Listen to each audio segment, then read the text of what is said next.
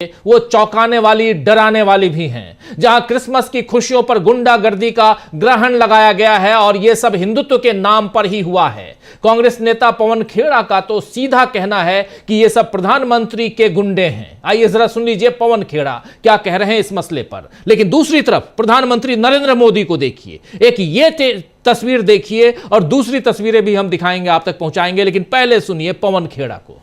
कुछ गुंडे लोग चर्चेज में जाकर, मॉल्स में जाकर तोड़फोड़ मचा रहे हैं, सांता क्लॉज की टोपी खींच रहे हैं, उसको दौड़ा रहे हैं, गुंडागर्दी का एक माहौल बना रहे हैं। एक अजीब सी परंपरा हमने देखी पिछले 10-11 सालों में कि रामनवमी हो या हनुमान जयंती हो तो साहब ये लोग चले जाएंगे मस्जिदों के बाहर डीजे बजा बजा के, उकसाने वाले गाने लगा लगा के नाच रहे हैं। क्रिसमस है तो चर्च के बाहर हनुमान चालीसा पढ़ रहे हैं। आपने कभी सोचा है? मतलब बेवकूफी है, मूर्खता है, गुंडागर्दी है। अपने त्योहार में, अपने मंदिर, अपने घर, अपनी सड़कों पर नहीं, मस्जिदों के बाहर जाकर डीजे बजाएंगे। उनके त्योहार में वहां जाकर हनुमान चालीसा पढ़ेंगे। क्यों साहब? ये खरपतवार है और ये खरपतवार नतीजा है आरएसएस की जो जहरीले बीज जो इन्होंने बोए हैं, प्रधानमंत्री नरेंद्र मोदी ने बोए हैं, संघ ने बोए हैं, आज से नहीं कई सालों से बो रहे हैं। ये खरपतवार उन्हीं बीजों से निकला है। इनके आचार में हिंसा है, इनके विचार में नफरत है। ये हिंदू नहीं है, ये किसी, इनका कोई धर्म हो ही नहीं सकता। इनका धर्म ही नफरत है। तो कम से कम मैं अपने धर्म, अपने देश, अपने समाज को इस खरपतवार से जरूर बचाऊंगा। पूरे विश्व में लोग हंस रहे हैं, हैरान हो रहे हैं कि भारत को हो क्या गया। इतनी पुरानी सभ्यता और इतना डर, सांता क्लॉज की टोपी से डर गए। और खैर ये टोपी की सियासत तो साहब नरेंद्र मोदी जी करते रहे, आज से नहीं कर रहे हैं, लगातार कर रहे हैं। कपड़ों से पहचानना, शमशान, कब्रिस्तान, टोपी, यही सब बातें इन्होंने सीखी, यही सब बातें ये सिखा रहे हैं। लेकिन सुबह सुबह खुद चर्च जरूर चले गए। तो इस दौरे सियासत का इतना सा फसाना है कि बस्ती भी जलानी है और मातम भी मनाना है। चले गए, केरला में चुनाव है तो मोदी जी आज चर्च चले गए। गुंडों को अपने नहीं रोक पा रहे, जो इनकी फौज है इनको नहीं रोक पा रहे या रोकना नहीं चाह रहे। ये ऐसी परंपरा है कि जहां स्वामी विवेकानंद जीशु पर्व के नाम से वो मनाते थे और आज भी उनकी याद में आज के दिन रामकृष्ण मिशन पूरे विश्व में जहां जहां एक मिशन है वहां जीशु पर्व मनाते हैं, यानी कि जीसस क्राइस्ट का ये त्योहार मनाते हैं। तो ये समृद्ध परंपरा को इस तरह की खरपतवार, इस तरह के जहरीले जो बीज आरएसएस ने बोए हैं, हम अपने सभ्यता को, अपने धर्म को, अपने देश को इनसे बचाएंगे। तो सुना आपने, इस दौरे सियासत का इतना सा फसाना है, इस बस्ती को भी जलानी है, बस्ती भी जलानी है और मातम भी मनाना है। तो आप समझ लीजिए कि क्या कुछ चल रहा है इस देश में। तस्वीरें बहुत कुछ बयां करती हैं। तस्वीर जो आप देख रहे हैं, ये तस्वीर है छत्तीसगढ़ की राजधानी रायपुर के मैग्नेटो मॉल की, जहां बाहर क्रिसमस के त्योहार पर सजाया गया था। गुंडे आए, बीजेपी के गुंडे आकर तोड़फोड़ किए चले गए। क्रिसमस पर जिस तरह के उत्पात और चर्चों में तोड़फोड़ की खबरें सब तरफ से आ रही हैं, उस पर अब देश के उन तमाम नेताओं को चिंता हो रही है कि जिनका संविधान में यकीन है, उनको चिंता हो रही है और यह चिंता वाजिब भी है। तमिलनाडु के सीएम एमके स्टालिन ने आज ट्विटर पर जो कुछ लिखा है, सोशल मीडिया पर क्या कुछ लिखा है, जरा आपके सामने रख रहा हूं। लिख रहे हैं यहां तमिलनाडु के सीएम कि बहुसंख्यक समुदाय की सच्ची शक्ति और चरित्र अल्पसंख्यकों को भयमुक्त जीवन जीने का आश्वासन देने में निहित है। जब कुछ दक्षिणपंथी हिंसक समूह बहुसंख्यक समुदाय के नाम पर हमले और दंगे करते हैं, ठीक उसी समय जब माननीय प्रधानमंत्री क्रिसमस समारोह में भाग ले रहे होते हैं, तो यह राष्ट्र को एक चिंताजनक संदेश देता है। मणिपुर के बाद जबलपुर, रायपुर और अन्य जगहों पर अल्पसंख्यकों पर हमलों की खबरें सद्भाव को महत्व देने वाले किसी भी व्यक्ति के लिए अस्वीकार्य हैं। केंद्र सरकार में भाजपा सरकार के सत्ता में आने के बाद से अल्पसंख्यकों के खिलाफ नफरत भरे भाषणों में 74 4% की कथित वृद्धि आगे आने वाले गंभीर खतरे का संकेत देती है। इसीलिए समाज को विभाजित करने वाले दंगाई समूहों पर अंकुश लगाना एक साझा और अत्यावश्यक कर्तव्य है, जिसे दृढ़ संकल्प के साथ लागू किया जाना चाहिए। यह बात तमिलनाडु के सीएम एमके स्टालिन कह रहे हैं। तो अल्पसंख्यकों को डराने वाली ऐसी घटनाओं पर विपक्ष के नेता तो चिंता जाहिर कर रहे हैं, लेकिन प्रधानमंत्री मोदी ने अब तक इस पर कोई प्रतिक्रिया नहीं दी है, बल्कि आज लखनऊ में वो राष्ट्र प्रेरणा स्थल का उद्घाटन करने पहुंच गए, जहां अटल बिहारी वाजपेयी, श्यामा प्रसाद मुखर्जी और पंडित दीनदयाल उपाध्याय की 65 फीट ऊंची कांसे की मूर्तियों का अनावरण किया गया। जाहिर है मोदी 2027 में होने वाले विधानसभा चुनावों के लिए बीजेपी की जमीन तैयार कर रहे हैं।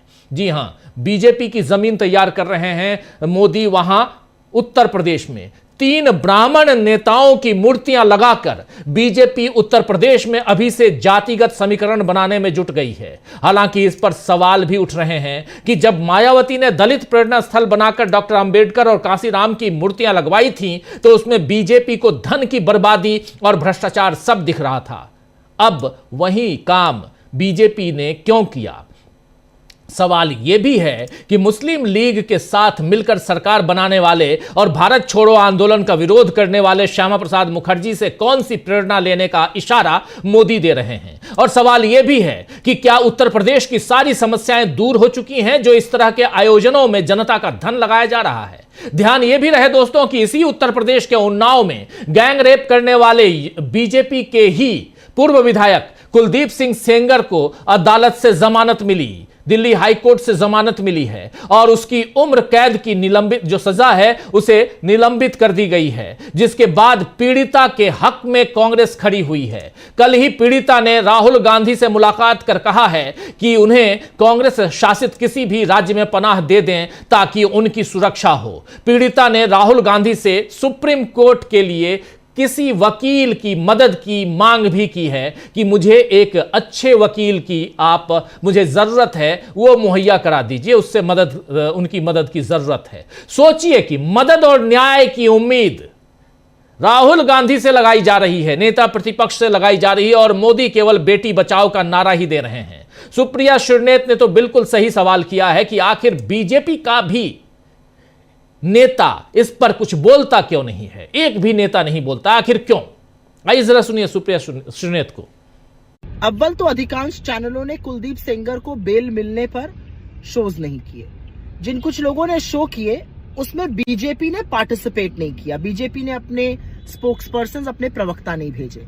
तो ये देश की आधी आबादी जानना चाहती है कि हर बार बीजेपी इस देश की बेटियों के खिलाफ आरोपी और दोषियों के साथ ही क्यों खड़ी पाई जाती है। ये कौन सा बीजेपी का चाल चरित्र और चेहरा है? क्या आज एक दिन बीजेपी सबके साथ मिलकर ये नहीं बोल सकती थी कि वो उन्नाव की पीड़िता के साथ खड़ी है और दोषी कुलदीप सिंह सेंगर के साथ नहीं? तो सुन रहे थे आप, यहां पर साफ साफ कई सारे सवाल खड़ी कर रही हैं सुप्रिया श्रीनेत। तो वैसे खबर है कि सीबीआई उन्नाव रेप मामले में कुलदीप सेंगर की आजीवन कारावास की सजा के निलंबन के फैसले को सुप्रीम कोर्ट में चुनौती देगी। लेकिन सवाल यही है कि आखिर सीबीआई ने यह फैसला लेने में देर क्यों की? जमानत का आदेश होते ही इसके खिलाफ अपील क्यों नहीं की गई? आम आदमी पार्टी के नेता सौरभ भारद्वाज ने बताया है कि अरविंद केजरीवाल को जमानत मिलने के फौरन बाद ही स्टे लेने के लिए अदालत का रुख सीबीआई ने कर लिया था। लेकिन यहां क्यों नहीं? आखिर क्यों यहां सीबीआई ने देर की? सुनिए जरा सौरभ भारद्वाज को। देखिए, हमने देखा अरविंद केजरीवाल जी को कोर्ट के अंदर जमानत मिली और रिटर्न ऑर्डर आने में भी 2-3 घंटे लगते हैं, मगर ईडी ने रिटर्न ऑर्डर का इंतजार किए बिना हाई कोर्ट में भाग के पहुंचे और बोला कि साहब मौखिक तौर पे ही आप उनकी जमानत को स्टे कर दो, और हाई कोर्ट ने स्टे कर दिया। तो इस मामले में क्या उसी केंद्र सरकार की सीबीआई नहीं जा सकती थी? अभी तक का क्या इंतजार किया जा रहा था?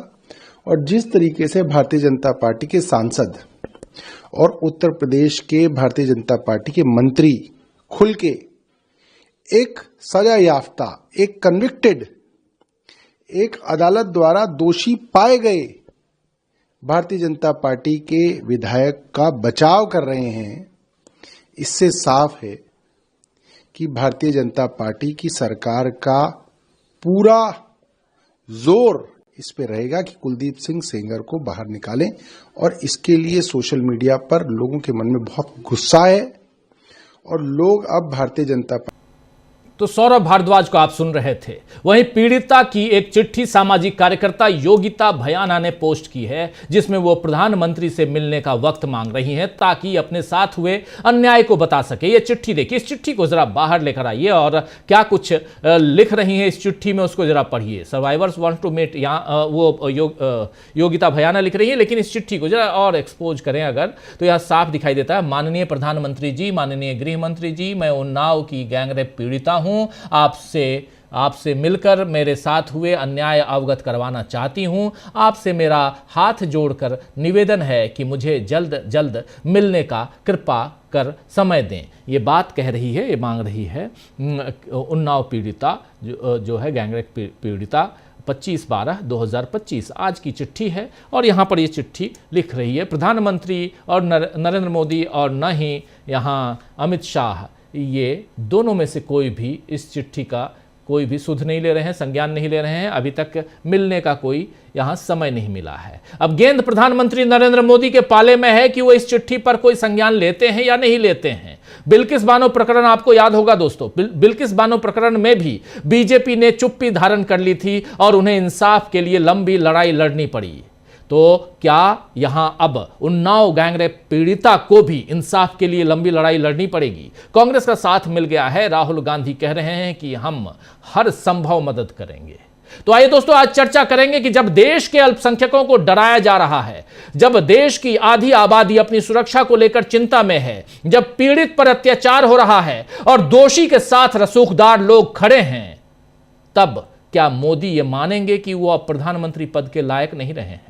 क्योंकि जितने वादे उन्होंने किए थे सबका खोखलापन जाहिर हो चुका है। और इन सब के बीच क्या नरेंद्र मोदी के सामने आज की तारीख में चुनौतियां ही चुनौतियां हैं?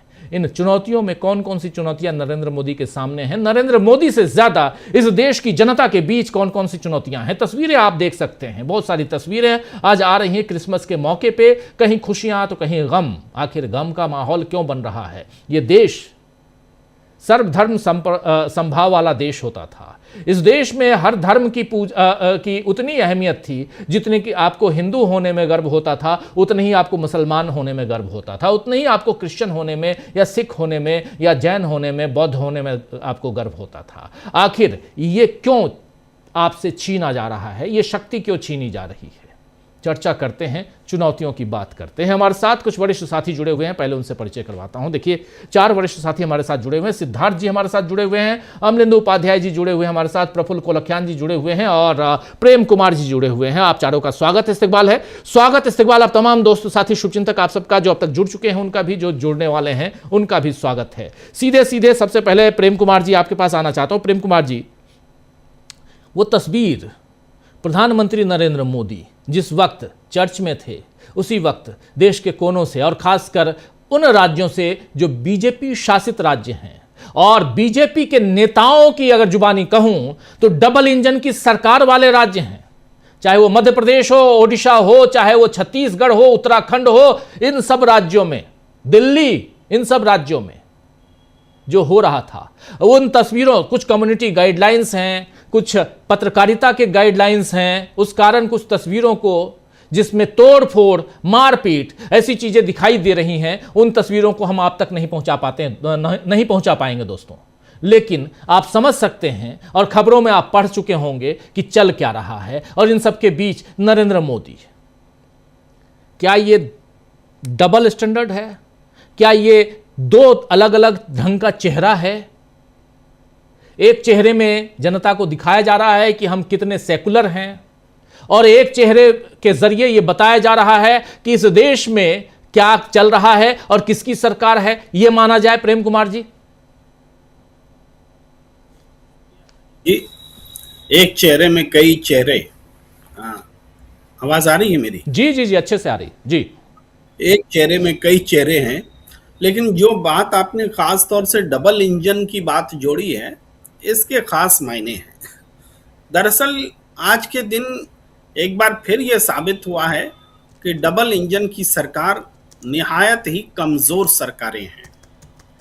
वो उपद्रवियों के सामने निहत एक तरह से लाचार हैं, बेबस हैं, वो कुछ कर नहीं सकते। और ऐसा भी नहीं है कि मैं यूं ही कह रहा हूं, अगर ये सरकार चाहे भी तो चूंकि जिस विचारधारा को लेकर ये आगे बढ़े हैं, ये विध्वंस की विचारधारा वाली पार्टी है, तो विध्वंस की विचारधारा को लेकर जिस तरह से ये आगे बढ़े हैं, आज उसी विचारधारा को रोकने की इसका सामर्थ्य इस सरकार में नहीं है, डबल इंजन की सरकार में खास तौर से नहीं है। और डबल का उपयोग इसलिए कि स्थानीय प्रशासन का यह मुद्दा होता है राज्य सरकार के लिए, और राज्य सरकार चूंकि एक ही पार्टी की है, दक्षिणपंथी जो लोग इस उपद्रव में लगे हैं उस विचारधारा का समर्थन करती है, इसलिए ये दिखता है कि वो कितने लाचार हैं, बेबस हैं, और अपने ही देश के नागरिकों का, अपने ही देश के उपासना स्थल का, वो चर्च का, वो की रक्षा कर पाने में विफल है। और एक से कई जो चेहरे हैं उसको अगर देखें तो नरेंद्र मोदी जी देश से बाहर तो मस्जिद में जाते हैं, खूब जाते हैं, 7-8 देश की मस्जिदों में गए हैं, लेकिन देश के भीतर वो मस्जिद में नहीं जाते। देश के भीतर वो जालीदार टोपी पहनने से इनकार कर देते हैं। भाई नहीं पहनना एक बात है और इनकार करना एक बिल्कुल अलग बात है। तो वो भी हमें दिखता है। और दूसरी तरफ ये भी दिखता है कि जब चर्च में हमले हो रहे होते हैं तब देश के प्रधानमंत्री नरेंद्र मोदी चर्च में मौजूद हैं। उनकी मौजूदगी स्वागत योग्य बात है, वो निंदनीय नहीं है, वो अनुकरणीय है, लेकिन इसमें एक ढोंग और पाखंड है जिस बारे में हम बात कर रहे हैं। अगर आप चर्च में मौजूद हैं और उसके बाद आपके देश में डबल इंजन की सरकार में चर्च पर हमले हो रहे हैं, तो ये आपकी नालायकी का सबसे बड़ा प्रमाण है और ये प्रधानमंत्री पद का भी अपमान है। दुनिया क्या देख रही हो? क्या दुनिया ये मैसेज लेगी कि प्रधानमंत्री नरेंद्र मोदी जी चर्च में मौजूद हैं तो चर्च का सम्मान कर रही है? दुनिया तो यही देखेगी एक साथ कई तस्वीरें कि एक तरफ नरेंद्र मोदी चर्च में मौजूद हैं, दूसरी तरफ चर्च पर हमले हो रहे हैं, और सिर्फ चर्च पर हमले नहीं हो रहे हैं, क्रिसमस पर हमले हो रहे हैं। भाई आज मंगलवार नहीं है कि आप कह देते कि हमको हनुमान चालीसा पढ़ने का मन कर गया, और हनुमान चालीसा आपको पढ़ना है तो गिरजाघर वो जगह नहीं है जहां जाकर के आप हनुमान चालीसा पढ़ें। कभी ये जाके मस्जिद के सामने हनुमान चालीसा पढ़ रहे होते हैं, कभी सड़क पर मजमा लगाकर पढ़ रहे होते हैं। तो ये इस तरह से हनुमान का, श्री राम का, इन सब का जो दुरुपयोग इन्होंने राजनीतिक रूप से किया है वो तो एक बात है, चलिए राजनीतिक रोटी सेक रहे थे, लेकिन जिस तरह से मानवता का आप पर हमला कर रहे हैं, सांप्रदायिक सौहार्द पर हमला कर रहे हैं, अपने ही देश की इंटीग्रिटी पर चोट कर रहे हैं, ये बहुत ही खतरनाक बात है। इसी को तो फांसीवाद बोलते हैं। एक चेहरा दिखाने का होता है और दूसरा चेहरा कुछ और होता है। ये तो स्पष्ट रूप से दिख रहा है। आज दुनिया के सामने हम शर्मिंदा हैं, देश का हर नागरिक शर्मिंदा है कि आप बताइए कि इस देश का हिंदू देश से बाहर, जो कि आप भारतीय बोले, हिंदू हो, सिख हो, कोई भी इस देश का व्यक्ति, नागरिक जो एनआरआई बन के दूसरे देशों में है, वहां वो कितना असुरक्षित हो गया आज की घटनाओं के बाद। वहां उन पर हमले होंगे तो कौन उनको बचाने जाएगा? सो आप समझिए। तो जहां दरअसल बहुसंख्यकवाद का विरोध है, चाहे ये बहुसंख्यकवाद हिंदुस्तान में हो, चाहे बांग्लादेश में हो, चाहे किसी और देश में हो, जब जब बहुसंख्यकवाद बढ़ेगा, उसका पोषण किया जाएगा, तब तब मानवता शर्मसार होगी और अल्पसंख्यक का जीवन खतरे में होगा। ये बातें हमें समझ लेनी चाहिए। और हम बार बार एक बात बांग्लादेश के संदर्भ में भी कहते हैं कि जब सरकार कमजोर होती है तभी बांग्लादेश के हिंदू असुरक्षित होते, जब सरकार कमजोर हुई है तब बांग्लादेश में हिंदू असुरक्षित हुए हैं। तो इसका कारण साफ है, सरकार इनएक्शन में होती है। घरेलू नीति में भी वही बात है। आज सरकार कमजोर है, इसीलिए चर्च पर हमले हो रहे हैं। अगर सरकार मजबूत होती है, नरेंद्र मोदी एक बार खड़े होकर बोल देते कि ये हिंसा काबिले बर्दाश्त नहीं है, तो क्या हिंसा होती? नहीं होती। लेकिन या तो वो इस हिंसा में शामिल हैं और नहीं तो वो पूरी तरह से कमजोर हैं। तो हमें थोड़ा बोलने में संकोच होता है कि वो हिंसा में सीधे इन्वॉल्व हैं। हम तो यही कह सकते हैं कि वो कमजोर और लाचार सरकार है जो इन उपद्रवी समाज तोड़क शक्तियों को रोक पाने में विफल है। जी जी बिल्कुल। कैसे आप देखते हैं सिद्धार्थ जी, एक तरफ दो तस्वीरें, इसका जिक्र करना जरूरी और इस पर चर्चा होनी चाहिए। एक तरफ नरेंद्र मोदी जो पहुंचते हैं चर्च में, दूसरी तरफ रायपुर, ये तस्वीर देखिए, नरेंद्र मोदी पहुंचे हैं प्रार्थना सभा में सुबह सुबह, पूरी दुनिया को ये तस्वीर दिखाने के लिए। अच्छी बात है, दिखाइए, सेकुलर राष्ट्र है ये, दिखाना चाहिए, लेकिन एक यही तस्वीर जानी चाहिए, वो तस्वीर नहीं जानी चाहिए जो रायपुर, जबलपुर, उत्तराखंड, ओडिशा, दिल्ली, इन तमाम जगहों से जो तस्वीरें आई हैं। लेकिन वो तस्वीरें भी, ये रायपुर की तस्वीर है, मैग्नेटो मॉल, वो तस्वीरें नहीं जानी चाहिए। या तो रुकवा देते या, और हनुमान चालीसा पढ़िए, जहां पढ़ना है पढ़िए, किसने रोका है। लेकिन आप जाके चर्च में पढ़ेंगे, आप जाके मॉल में पढ़ेंगे, अगर कोई वहाँ नमाज अगर पढ़ता है तो आप उसके ऊपर क्या क्या नहीं करते हैं। ये सब कुछ अभी हम पिछले 10-12 साल में देख रहे हैं और परिस्थितियाँ इस ढंग से हो गई हैं कि आपको धार्मिक स्वतंत्रता रही ही नहीं। जो संविधान हमको धार्मिक स्वतंत्रता की बात करता है, जिस संविधान के तहत ये देश चलता है, ये दोहरा चेहरा क्यों सिद्धार्थ जी? क्या फायदा है बीजेपी को इससे? जी सबसे पहले तो बड़े दिन की क्रिसमस की सभी को बधाइयाँ। जितने भी दुनिया में सबसे बड़े बड़े त्योहार मनाए जाते हैं एक दिन के, उसमें क्रिसमस एक ऐसा त्योहार है जो कि दुनिया के सबसे ज्यादा लोग, सबसे बहुसंख्यक लोग मनाते हैं, क्योंकि दुनिया में ज्यादातर देश ईसाई देश हैं, हमें वो भी पता है। इसीलिए ये एक ऐसा त्योहार है जो कि दुनिया भर में मनाया जाता है। हम लोग तो बचपन में स्कूल में भी रहते थे तो क्रिसमस के बड़े दिन की छुट्टियां होती थी। वो छुट्टियों का माहौल है, एक आनंद और खुशी का माहौल होता है। ऐसे में जो आप उत्पात की तस्वीरें दिखा रहे हैं, ये अपने आप में बहुत चिंता का विषय तो है ही, क्योंकि अगर भारत में आप 100 में 80 हैं ऐसा आपको लगता है, इसीलिए दूसरों से बदसलूकी होगी, तो दुनिया के नक्शे पर तो आप 80 में से सिर्फ 10 हैं। विश्व के बहुसंख्य आपको अगर अल्पसंख्यक मानकर आपके साथ बदसलूकी करने लगेंगे तो आपकी क्या हालत हो जाएगी। पहलगाम के बाद यही हुआ ना। पहलगाम के बाद तालिबान और इजराइल को छोड़कर 200 देश में से एक भी देश ने आज तक पाकिस्तान का पी भी नहीं बोला है। मतलब भाजपा अपनी नीतियों से भारत को दुनिया में अलग थलग तो भारत को कर दिया। आज हालत यह है कि बांग्लादेश में किसी हिंदू को पकड़ के जला दिया जाता है। ट्रंप साहब हिंदुओं को बेड़ियों में और सीखों में बांध के कार्गो हवाई जहाज में आपको जबरदस्ती भेज देते हैं और आप कुछ कर नहीं पाते हैं। तो इसका मतलब यह है कि भाजपा के साथ दिक्कत यह है कि भाजपा के पा में ही, जब मैं तो कभी कभी हंस विनोद में कहता हूँ कि भाजपा में जो पा है ना, वो पा का मतलब पार्टी कम है और पाखंड ज्यादा है, क्योंकि उनकी मजबूरी भी है, क्योंकि वो क्या करेंगे। ये अगर जब तक वो दोहरा चरित्र नहीं करेंगे, पाखंड नहीं करेंगे, तब तक ये होगा क्यों? क्योंकि एक चीज भारत में, आज के वर्तमान भारत में इस बात पर तो विवाद हो सकता है कि भारत में लोकतंत्र मजबूत हुआ है या कमजोर हुआ है। इस बात पर तो विवाद हो सकता है कि सांप्रदायिकता बढ़ी है या घटी है, पर इसमें अब किसी को कोई दो राय नहीं होनी चाहिए कि भारत में शराफत खतरे में है और धूर्तता के पौ बार रहे हैं। चाहे वो कुलदीप सेंगर का मामला हो, चाहे ब्रिजभूषण शरण सिंह का मामला हो, नाव का मामला हो, या आज जिस तरह से बड़े दिन के दिन क्रिसमस में आपके विजुअल्स दिखा रहे हैं कि उत्पात का मामला हो, सारी चीजों के जड़ में एक ही चीज है। सारी समस्याओं का जड़ एक ही है, और वो ये है कि किसी भी समाज में, आप किसी भी समाज को ले लीजिए, तो अलग अलग तरह के लोग होते हैं। किसी एक समाज में कमजोर भी होते हैं, ताकतवर भी होते हैं, कोई कुछ अमीर भी होते हैं, कुछ गरीब भी होते हैं, कुछ दुबले भी होते हैं, कुछ मोटे भी होते हैं। सभी तरह के लोग मिलकर एक समाज बनता है।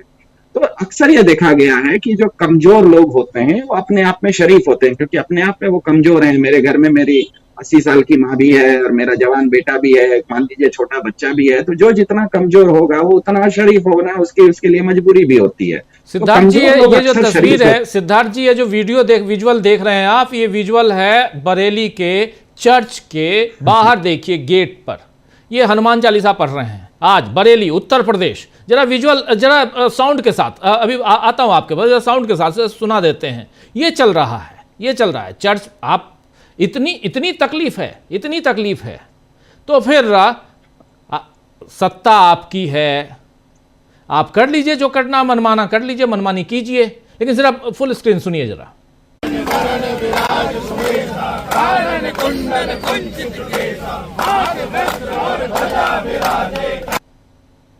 सुन रहे थे, ये नमूना है जी। और सबसे बड़ी चीज है कि पुलिस सिक्योरिटी के साथ है, पुलिस भी साथ में है, पुलिस भी साथ में, मतलब फुल प्रोटेक्शन प्रशासन का। जी, तो मेरा तो इन लोगों से कहना है जो कि हाथ वज्र और ध्वजा विराजे गा रहे हैं, उनको ये प्रधानमंत्री मोदी जी को भी कहना चाहिए कि जब वो अगली बार ट्रंप साहब के साथ मिले तो उनके सामने भी वो यही गाना गा दें, या भारत के प्रधानमंत्री जिस समय प्रधानमंत्री का शपथ लेते हैं तो शपथ के समय भी वो हनुमान चालीसा का पाठ कर दें। तो ये इसीलिए मैं कह रहा हूँ कि ये भाजपा की एक मजबूरी है, भाजपा का पाखंड है, और ये केवल मैं इसमें ध्यान में रखिएगा, कोई भाजपा के शीर्ष नेता की बात नहीं है। भाजपा एक पार्टी के नाते जो उसका स्ट्रक्चर है, जो उसके सिद्धांत हैं, उस सिद्धांत को जब तक हम समझेंगे नहीं तब तक चेहरा बदलते चला जाएगा, लेकिन समस्या वहीं की वहीं रह जाएगी। मेरा ये मानना है कि कोई भी समाज में जितना व्यक्ति कोई कमजोर होता है वो उतना ज्यादा शरीफ होता है, और जो जितना ताकतवर ज्यादा होता है वो उतना ज्यादा धूर्त होता है।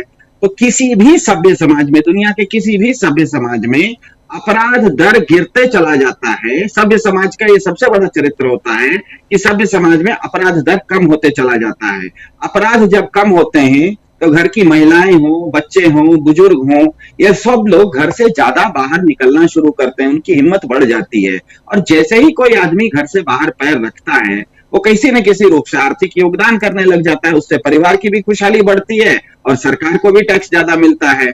भारत में पिछले 12 साल से एनसीआरबी का डेटा बताता है, एनसीआरबी मतलब राष्ट्रीय अपराध ब्यूरो का रिकॉर्ड, ये मोदी सरकार का ही संस्था है, उसका डेटा बताता है कि भारत में कमजोरों के ऊपर अपराध बढ़ रहे हैं, चाहे महिलाओं के ऊपर बढ़ रहे हो, चाहे बच्चों के ऊपर बढ़ रहे हो, चाहे दलितों के ऊपर बढ़ रहे हो, चाहे किसानों के ऊपर बढ़ रहे हो। उसका पूरा का पूरा ग्राफ है, उसमें कहीं कोई शंका किसी को होने की जरूरत नहीं है। 2012 में प्रति 10,000 महिलाओं में 5 महिलाओं के ऊपर अपराध होते थे, आज वो 7 महिलाओं के ऊपर हो रहे, मतलब 1.5 गुना बढ़ गया। 2012 में प्रति 10,000 बच्चों पर 3 बच्चों के साथ अपराध होते थे, आज वो 4 हो गया, फिर से 1.5 गुना बढ़ गया। दलितों के ऊपर 2 अपराध होते थे 10,000 लोगों के ऊपर 2012 में, आज वो 3 हो गया, मतलब फिर 1.5 गुना बढ़ गया। 10,000 से ज्यादा किसान 2012 में भी आत्महत्या कर रहे थे, 10,000 से ज्यादा किसान आज भी आत्महत्या कर रहे हैं। इसका मतलब क्या है, कारण क्या है, भारत में अपराध दर बढ़ते क्यों जा रहा है? जितने भी शरीफ लोग हैं, जितने भी कमजोर लोग हैं, उनके ऊपर अपराध दर बढ़ रहा है। ये ग्राफ बता रहा है, ये डाटा बता रहा है। यहाँ पर ये जो डाटा आपके सामने है, ये जो चार अलग अलग है, महिलाओं के साथ जो अपराध है वो बढ़ रहा है, दलितों के साथ जो अपराध, बच्चों के साथ जो अपराध है वो बढ़ रहा है। आपका ग्राफ सामने दिखा रहा है कि नीचे से ऊपर की ओर जा रहा है। 2012 में कम था और 2025 आते बढ़ गया। बीच में केवल एक जगह थोड़ा सा एक गड्ढा दिखता है, वो लॉकडाउन हो गया था 2020 में, कोविड लग गया था, तो लॉकडाउन के समय स्वाभाविक है, लॉकडाउन होगा तो सब लोग घर में रहेंगे, तो चोर अपराधी भी घर में रहना पड़ गया था। उसके अलावा सतत ये बता रहा है कि बच्चों के ऊपर भारत में अपराध बढ़ रहे हैं, महिलाओं के ऊपर बढ़ रहे हैं, दलितों के ऊपर बढ़ रहे हैं, किसानों की आत्महत्या बढ़ रही है। ये सारे लोग कौन होते हैं? ये सारे लोग कमजोर होते हैं, ये सारे लोग शरीफ होते हैं। जैसे आज क्रिसमस के दिन कौन भारत में जो अल्पसंख्यक हैं वही तो क्रिसमस मनाएंगे। हम लोग क्रिसमस की शुभकामना देते हैं, बधाइयां देते हैं, लेकिन एक धार्मिक पर्व जो है वो तो ईसाइयों का पर्व है, तो अल्पसंख्यक है। अल्पसंख्यक है इसका मतलब कमजोर है मतलब शरीफ हैं। अब शरीफों के ऊपर आप दादागिरी कर रहे हो, अब आप कमजोरों के ऊपर दादागिरी कर रहे हो। तो इससे ये कारण क्या है? इस तरह से जो इसके कारण ये भी है, ये भी डाटा बताता है कि इसके चलते भारत में प्रति व्यक्ति, प्रति परिवार, जो 10 साल पहले 2012 में जितना एक परिवार की बचत होती थी, सालाना जितना वो कमाता था, उसमें जो बचत होती थी वो पहले 10% होती थी, आज वो 5% पर गिर गई है। क्यों ऐसा हो रहा है? लोगों के घर की बचत क्यों घट रही है? क्योंकि लोगों का घर के ज्यादा लोग अब कमा नहीं पा रहे हैं। जो घर के कमजोर हैं, जो घर की महिलाएं हैं, वो घर से बाहर नहीं निकलने की उनको हिम्मत हो रही है। तो घर का एक आदमी कमा रहा है, हो सकता है उसका वेतन बढ़ रहा होगा, लेकिन घर का एक आदमी की कमाई भले बढ़ रही है, कुल मिला के घर के ज्यादा लोगों की कमाई घट रही है क्योंकि वो बाहर ही नहीं निकल रहे हैं। इसका मतलब क्या? फिर ये बीच में ये केवल इतना बता रहा है, बीच में एक ऊंचा दिखा रहा है पहाड़, वो 2020 में क्योंकि सारे लोग घर पर बैठे हुए थे, कोई खर्चा नहीं हो रहा था, इसीलिए 2020 के लॉकडाउन में सारे लोगों की बचत थोड़ी बढ़ गई थी। लेकिन ये जो बचत है तो घटती जा रही है। तो इसका मतलब क्या है, ये कारण क्या है? इसका सबसे मूल कारण ये है राजीव जी, कि समाज और संगठन दोनों अलग अलग चीजें होती हैं, दोनों अलग इकाई होती है। कोई भी समाज जो होता है वो हमेशा न्याय प्रधान होता है। जज के सामने अगर कोई अपराधी आए तो उसको भी वही सजा देगा जज, और उसका बेटा आए तो भी वही सजा देगा। समाज नहीं, कोई भी जो भी समाज होता है वो न्याय प्रधान होता है। लेकिन दूसरी तरफ जो संगठन होता है वो हमेशा अपनत्व प्रधान होता है। संगठन में अपनों की 100 खून माफ होते हैं। इसीलिए आप देखते हैं बलात्कार किए हुए सेंगर साहब को भी बाहर निकल जाते हैं, ब्रिजभूषण शरण सिंह जी को, उनको कुछ नहीं करते हैं तो उनके बेटे को टिकट दे दिया जाता है। बीजेपी गर्व से ये कहती है कि वो विश्व का सबसे बड़ा संगठन है। तो अब मुझे बताइए, जो अपने आप को समाज मानता ही नहीं है, बीजेपी अपने आप को समाज मानती ही नहीं है, बीजेपी अपने आप को संगठन मानती है, तो कोई भी संगठन का चरित्र होता है कि वो कभी भी न्याय प्रधान हो ही नहीं सकता, वो हमेशा अपनत्व प्रधान होगा।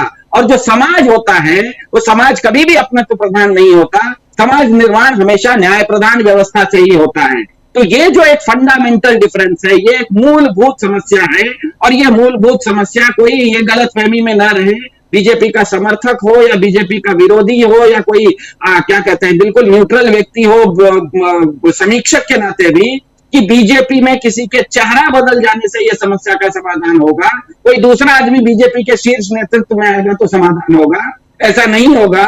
क्योंकि बीजेपी का जो मूल चरित्र है, कहीं पर भी बीजेपी अपने आप को समाज निर्माण की बात वो नहीं करती है, वो कहती है हम संगठन प्रधान हैं। तो जहां पर भी संगठन होगा, संगठन में अपनों का बचाव होगा और गैरों के ऊपर अनावश्यक अत्याचार होगा। अपने अगर सेंगर है, अपना अगर ब्रिजभूषण शरण सिंह है तो उसको बचाया जाएगा। अगर गैर कोई ईसाई है, गैर अगर कोई चर्च है तो उसके साथ उत्पात मचाया जाएगा। इसके अलावा, और ये जो आपने कहा कि भारत के प्रधान जी आज सुबह सुबह चर्च गए थे, तो उनका तो पाखंड करना उनकी मजबूरी भी है, क्योंकि दुनिया भर को भी तो कुछ विजुअल्स दिखाने हैं, उनको भी तो ट्विटर पे दिखाना है ना, 2-4 लोगों को टैग करते हुए, ट्रंप साहब को, पुतिन साहब को, पाश्चात्य देशों के, ईसाई देशों को, ईसाई देश के भी नेतागण हैं, खास करके अपने इटली की एक जॉर्जिया मेलोनी है, उनको भी तो बताना है, वो भी ईसाई हैं, कि हम भी आपका धर्म आपका मनाते हैं। लेकिन दिक्कत यह होगी कि इस तरह के आजकल जो सोशल मीडिया का युग है और चारों तरफ से जिस तरीके से भारत में ये छोटे मोटे उत्पात करते हुए दिखाई दे रहे हैं, ये तो पूरी दुनिया में आपका नाम बुरा खराब करेगा। इस तरह से आप करेंगे तो यही हो रहा है। इसी के कारण आपका बांग्लादेश में कोई हिंदू को जला दिया जा रहा है, ट्रंप साहब हिंदुओं को वीडियो में भेज दे रहे हैं। न्यूजीलैंड हो, कनाडा हो, वहां पर हिंदू लोग अपना कहीं पूजा पाठ करते हैं तो अड़ोसी पड़ोसी आके उनको परेशान करने लग जाते हैं कि आप यहाँ पर न्यूसेंस फैला रहे हैं। ये चीज पहले नहीं होती थी। तो आप अगर दूसरों को कपड़ों से पहचानने की गलती करेंगे तो दूसरे भी आपको कपड़ों से पहचानने लगेंगे, और वैसी स्थिति आएगी तो ध्यान में रखिएगा, इस देश के करीब 3.5 करोड़ लोग हिंदुस्तान से बाहर हैं। मेरे आपके सबके परिचित दोस्त, यार, भाई, कोई ना कोई हमारा परिचित, कोई ना कोई हमारा संबंधी भारत से बाहर रहता है। हम अगर भारत में लोगों के साथ इस तरह का, कमजोरों के साथ इस तरह का व्यवहार करेंगे तो बाहर में तो हम कमजोर हैं। मेरे भाई के साथ अगर अमेरिका में, सिलिकॉन वैली में वो बेचारा काम करता है किसी सॉफ्टवेयर कंपनी में, जैसा आपने कहा, प्रेम कुमार जी ने कहा कि जो भारत के बाहर हिंदुस्तानी लोग रहते हैं, इस तरह का व्यवहार होगा तो उनको भी वो डर के साए में जी रहे हैं। तो मेरे ख्याल से ये चीज अब भाजपा तो इसका समाधान नहीं निकाल पाएगी, क्योंकि भाजपा के चरित्र में ही ये समस्या का जड़ ही भाजपा का चरित्र है। मेरे ख्याल से इस देश की जनता को अब धीरे धीरे समझना चाहिए कि ये देश क्या संगठन है या ये एक देश समाज है। अगर ये देश समाज है तो फिर आपको न्यायप्रिय होना पड़ेगा, आपके पास कोई दूसरा रास्ता नहीं है। अगर आप संगठन अपने आप को मानते हैं तो इसी तरह का उत्पात होते रहेगा, और आज ये उत्पात आपके यहाँ हो रहा है, कल आपके साथ दूसरे देशों में भी होना शुरू हो जाएगा, तब दिक्कत बढ़ जाएगी। जी जी, बिल्कुल। प्रफुल्ल जी, आप कैसे देखते हैं? प्रफुल्ल जी, आवाज आ रही है? आप कैसे देखते हैं? हम बात कर रहे हैं इन 2 तस्वीरों की। अच्छी बात है, आप जाइए, दुनिया को दिखाइए, लेकिन दुनिया को भारत का असली चेहरा भी दिखाइए। भारत का असली चेहरा कुछ और होता था, आज कुछ और है, इसको भी दिखाइए। और इसको अगर दूसरे ढंग से कहा जाए तो कहीं ना कहीं हमारे देश की बदनामी हो रही है। आप तो जाते हैं तो अपने सुरक्षा कर्मियों के साथ जाते हैं, नारे लगवाते हैं इर्द गिर्द, दूसरे देशों में भी। हम आप जैसे लोग अगर जाएंगे तो हमारे साथ क्या व्यवहार होगा? थोड़ा सोचिए। एक सामान्य इंसान जो दुनिया में रहता है, इंडियन डायस्पोरा की जब बात करते हैं आप, जो नारे लगाते हैं मोदी मोदी के, उनके साथ क्या गुजर रहा होता है जब हमारे देश में उनके यहाँ के लोगों के ऊपर या उस धर्म के ऊपर प्रहार किया जाता है। तो जो तस्वीरें आज गई होंगी पूरी दुनिया में, इन तस्वीरों को लोगों ने देखकर क्या रिएक्ट किया होगा, ये तो सोचना पड़ेगा। कई लोगों को तकलीफ हो रही है कि आप ये क्या डिबेट कर रहे हैं। कई लोगों को ये तकलीफ होती है कि क्या बात करते हैं, लेकिन ये बात क्यों ना की जाए।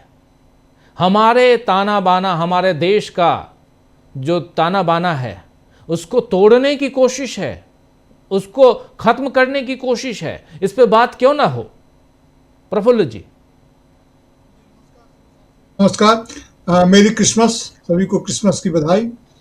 और देखिए, 2-3 बातें तो शुरू में कहने की जरूरत है। जैसा कि आपने कहा, इन्होंने क्या किया है संगठन और समाज पर, तो सिद्धार्थ जी ने जो कहा उस पर तो बातें बहुत सारी की जा सकती है, लेकिन मैं आपको ये कहना चाहता हूँ यहाँ अपने साथियों को कि अपराध का जिस प्रकार से इन्होंने पॉलिटिकल कैपिटलाइजेशन किया है, अपराध का पॉलिटिकल कैपिटलाइजेशन इन्होंने किया है संगठन के माध्यम से या जैसे तैसे भी, इनकी बुनियाद में ही वही है। ये चर्च में हनुमान चालीसा पढ़ने जाते हैं ना, तो हनुमान चालीसा तो हम लोग भी पढ़ते हैं। मैं इनको बताऊं कि हनुमान चालीसा लोग क्यों पढ़ते हैं, हनुमान जी से क्या मांगते हैं? हनुमान जी से यही मांगते हैं कि बुद्धिहीन तनु जान के सुमिरो पवन कुमार। अपने आप को बुद्धिहीन मान करके पवन कुमार को सुमरिए और कहिए कि बल बुद्धि विद्या देहु मोहि हरो कलेश विकार। जो हे हनुमान जी, हमारे मन का कलेश और विकार हरिए। अगर आत्मा शुद्ध हो तो हनुमान जी से यही मांगेंगे, लेकिन ये तो कलेश और विकास का विकार का प्रदर्शन करने गए हैं। ये कैसे हनुमान भक्त हो सकते हैं? तो हनुमान चालीसा पढ़ने नहीं जा रहे हैं। ये हनुमान चालीसा को भी उतना ही भ्रष्ट करने जा रहे हैं, उतना ही खराब करने जा रहे हैं, उसका दुरुपयोग करने जा रहे हैं। हनुमान जी को जो याद करता है वह उनसे यही मांगता है कि हमारे कलेश और विकार को आप हरण करने, न कि यह कि इसके प्रदर्शित करने का और इसको हथियार बनाए जाने की ताकत हमें दें। ये कैसे हनुमान भक्त हो सकते हैं? बिल्कुल नहीं है। देखिए, अगर संस्कृति की बात कहें, आपने ताना बाना की बात कही, हम तो उस दौर में बड़े हुए थे जहां केशव और करीम को और क्राइस्ट और कृष्ण को एक कहा जाता था। हम लोग जब सुनते थे प्रोग्राम वॉइस ऑफ अमेरिका या बीबीसी से या कहीं से भी, तो ये लगता ही नहीं था कि बाइबल की जो कथाएं सुनते थे तो ये लगता ही नहीं था कि ये कृष्ण भक्ति परंपरा में है या क्राइस्ट भक्ति परंपरा में है। ये प्रभु कहते हैं और प्रभु कह के संबोधित करते हैं, जिसमें हम कृष्ण को कहते थे और उसमें। और देखिए, दूसरी बात मैं आपसे ये कह रहा हूँ कि भारत में जो हमारी संस्कृति की जो बात है, हमारे यहाँ निर्गुण सगुण परंपरा रही है, संत और भक्तों की परंपरा रही है। जो सगुण परंपरा है, जिसमें तुलसीदास प्रमुख कवि है, सूरदास हैं, इन्होंने कभी भी केशव और करीम की एकता की बात नहीं कही इनमें।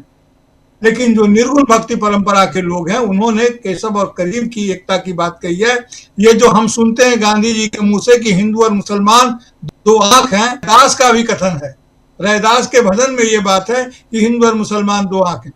जब आरएसएस के तो चिन्हित दुश्मन है, बंच ऑफ थॉट में तो साफ साफ लिखा था ना, ईसाई, मुसलमान और कम्युनिस्ट। तो मुसलमान क्यों लिखा था यहाँ पर? ईसाई क्यों लिखा था? क्योंकि ईसाई तो यहाँ राज कर रहे थे। उसका एक प्रसंग समझिए, उसका प्रसंग लोग ध्यान नहीं देते हैं कि जब यहाँ पर ब्रिटिश सत्ता आई तो उस बहुत दिन बाद उसके यहाँ पर जो मिशन था वो आया, और मिशन लेकर के आए थे विलियम कैरी को वहां से इंग्लैंड से चर्च ने यहाँ आने की अनुमति नहीं दी थी पहली बार। वो साइंस ग्रेजुएट थे, बाद में उनको परमिशन मिला, लेकिन यहाँ के जो ब्रिटिश कंपनी शासन जो था उन लोगों ने उनको बहुत महत्व नहीं दिया, क्योंकि उनको लगता था कि धार्मिक बातें फैलाएंगे तो इससे कहीं द्रोह न हो जाए। इसीलिए सुंदरबन जो कहते हैं पश्चिम बंगाल का, वहाँ वो थे। उसके बाद निकल के वो चले गए घाटशिला में, एक आयरन फैक्ट्री में उनके मित्र के थे, वहां मैनेजर हुए। फिर वहां से भी निकल गए तो चले गए श्रीरामपुर जिसे कहते हैं हमारे घर के बगल में है, वहां जाकर के उन्होंने अपना कारोबार शुरू किया और जो पहला प्रेस टाइपोग्राफी उन्होंने बनाई, यही कारण है कि श्री रामपुर से पहला प्रेस निकला था। तो जुगल किशोर शुक्ला जो उसके संपादक थे, हमारे साथी आते हैं, उनके वो परिजन थे, दादा थे या जो भी, तो वो कानपुर के थे, तो वो यहाँ पर आकर के अखबार उदंत मार्तन ने निकाले थे, क्योंकि टाइपोग्राफी वहां से बनी थी। और उनके कर्मकार लोग जो थे, महेंद्र कर्मकार वगैरह, वो सब उनका परिवार अभी यहीं पर श्री रामपुर बगल में रहता है। तो वो इसलिए इन्होंने कहा क्योंकि ईसाई चर्च से यहाँ के जो शासक वर्ग थे वो भी भीतर भीतर सावधान थे। उनको लगता था कि वहां पर वो धर्म युद्ध करके आए थे और चर्च के शासन में दखल देने से वो लड़ाई लड़के आए थे, उसको रोक कर आए थे। इसीलिए इन्होंने साथ में जब ईसाई लिखा तो ईसाई धर्म मानने वाले को नहीं, ईसाई धर्म प्रचार करने वालों के खिलाफ उन्होंने लिखा था। ये मुस्लिम इन जनरल और ईसाई में वे लोग जनरल, तो इन्होंने तो किताब में चिन्हित किया। अब देखिए कि इनका नफरत ही जिसकी बुनियाद में हो, जो दुश्मन ही पहले चिन्हित कर रहा हो, उसी किताब में यह नहीं कहा गया कि उनके दोस्त कौन है, जो सिर्फ, इसलिए मैं कहता हूं कि ये संगठन जो लोग हैं, ये दोस्त के बिना तो जी सकते हैं, भारतीय जनता पार्टी हो या आरएसएस हो, ये दोस्त के बिना जी सकते हैं, दुश्मन के बिना नहीं जी सकते हैं। और जाहिर है कि जब हम दोस्त के बिना जी सकने की बात बोल रहे हैं तो दोस्त और दास में फर्क कर रहे हैं। इन्हें दास चाहिए, दोस्त नहीं चाहिए, इन्हें दुश्मन चाहिए या दास चाहिए। तो इनके पूरे सांस्कृतिक बुनावट ही वही है। अभी जब उन्नाव की बात आपने की थी, तो उन्नाव के में जब जो पीड़िता हैं, उन्होंने इनसे बहुत कोशिश की मिलने की, लेकिन मुलाकात तो उनको राहुल भैया से हुई। इतनी करुण आवाज में और कितने विश्वास के साथ उसने कहा कि राहुल भैया ने सामने से फोन किया, मिलने का समय दिया, और मुझे लगता है कि मिल भी गए, वहां उनसे मुलाकात भी हो गई सोनिया गांधी और राहुल गांधी से। कितना भरोसा उपजता है सिर्फ एक नाम से और एक आश्वासन से, टेलीफोन से, कि वहां से हमें मदद मिलेगी। और जब यह होता है, उसके बाद सीबीआई के इस जो फैसले की जो उनको मिला है, तो सीबीआई उसके बाद सुप्रीम कोर्ट में इसको चुनौती देने के लिए जाती है। तो सुप्रीम कोर्ट में क्या होगा, वो भी ये भी सकता है कि इधर नरेशन बनेगा सुप्रीम कोर्ट में। मैं प्रीएम्प्टिव नहीं कर रहा हूं, मैं कोई अवमानना नहीं कर रहा हूं, लेकिन सुप्रीम कोर्ट में यह हो सकता है कि एक केस दायर हो और स्टे नहीं लगे, जब फैसला होगा तब तक के लिए वो बेल पर रहे, या पता नहीं क्या होगा नहीं होगा। जिस प्रकार से ये चर्च में जाकर के इस तरह की बात बोल रहे हैं, प्रेम कुमार सर ठीक ही बोल रहे थे कि ये कमजोर हैं, इनका नियंत्रण नहीं है अपने लोगों पर। देखिए, जब कोई जो फ्रिंज एलिमेंट होता है, जो उत्तेजना बढ़ा देते हैं, जब उत्तेजना बढ़ जाती है, समाज जब हिंसक हो जाता है, तो किसी का उस पर नियंत्रण नहीं रह जाता है, वो उनके। और अगर ऐसा होता तो फिर भस्मासुर की संस्कृति ही क्यों होती। ये अभी जिसे हम रक्त बीज, अगर मिथ की बात करें तो रक्त बीज के बाद भस्मासुर का भी विकल्प आता है। ये अब भस्मासुरी प्रवृत्ति में है, ये वहां जाकर के भी, क्योंकि उनको देश विदेश जाना है। और देखिए कि मणिपुर में भी जब हिंसा हुई थी, तो ईसाई जो लोग हैं, जो चर्च है, चर्च से एक सुगबुगाहट आई थी, तो तुरंत इन्होंने अपनी नीतियां बदली थी। और ये बड़े चालाक हैं, और इसका जो नतीजा है, ठीक कह रहे थे, इसे हमें भोगना होगा पूरी दुनिया के स्तर पर। ये जानते हैं कि इस्लाम और जो हमारा ईसाई धर्म है, क्रिश्चियन है, ये दोनों आपस में जुडाइज्म जो है, यहूदी लोग, ये फिलिस्तीन की चर्चा कर रहे हैं। फिलिस्तीन के संदर्भ को याद करें और उस बात को याद करें जो योगी आदित्यनाथ ने कहा है, बहुत महत्वपूर्ण कहा है कि फिलिस्तीन की घटना पर बोलते हैं, लेकिन बांग्लादेश की घटना पर इनका मुंह सिल जाता है। तो यानी कि फिलिस्तीन की घटना पर ये चाहते हैं कि उस ढंग को ये करें, उसको कैपिटलाइज करें पॉलिटिकली, और ये अलग तरह का तनाव बढ़ाना चाहते हैं। इसीलिए सभी जगह चर्च पर जाकर के हनुमान चालीसा तो पढ़ते हैं, लेकिन अपना विकार प्रदर्शन करते हैं। विकार के हरण की बात हनुमान जी से, हमारे महावीर से नहीं करते हैं। इसलिए ये पढ़ते कुछ हैं, करते कुछ हैं, ये दिखते कुछ हैं, होते कुछ हैं। यही इनका दोहरा चरित्र है। दोहरा क्या, बहुरा चरित्र है इनका। बहुरूपीय लोग हैं, ये किसी भी रूप में जाए, इनके आधारशिला में ही वो बात छिपी हुई है जो भारत के में विश्व मन के लिए काम करता है। ये विश्व वृक्ष है, इनकी पूरी की पूरी बनावट ही विश्व वृक्ष की है, और उसमें जो भी फल होगा वह अच्छा नहीं हो सकता है। ये इन्होंने साबित कर दिया।